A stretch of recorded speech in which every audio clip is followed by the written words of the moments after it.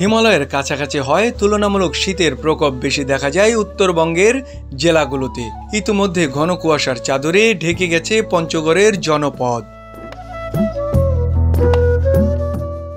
সকাল ৮টা নাগাদ সূর্য উঁকি দিলেও ঘন কুয়াশার কারণে ছড়াতে পারেনি উত্তাপ। কুয়াশায় হিমেল হাওয়ায় তীব্র হচ্ছে শীত। প্রতিদিন একটু একটু করে বাড়ছে শীতের অনুভূতি। এছাড়াও হিমালয় থেকে বয়ে আসা হিম বাতাস ও কুয়াশায় ঢেকেছে পঞ্চগড় ও তেতুলিয়া। এতে তাপমাত্রা কমতে শুরু করেছে প্রতিদিনই। কয়েকদিন ধরে দিনের তাপমাত্রা স্বাভাবিক থাকলেও সন্ধ্যা নামলেই হিমেল হাওয়ায় বেশ ঠান্ডা অনুভূত হচ্ছে। রবিবার সকাল ৬টায় উত্তরের এই জেলায় সর্বনিম্ন ১৫.৬ ডিগ্রি সেলসিয়াস তাপমাত্রা রেকর্ড করেছে প্রথম শ্রেণীর আবহাওয়া পর্যবেক্ষণাগার কার্যালয়।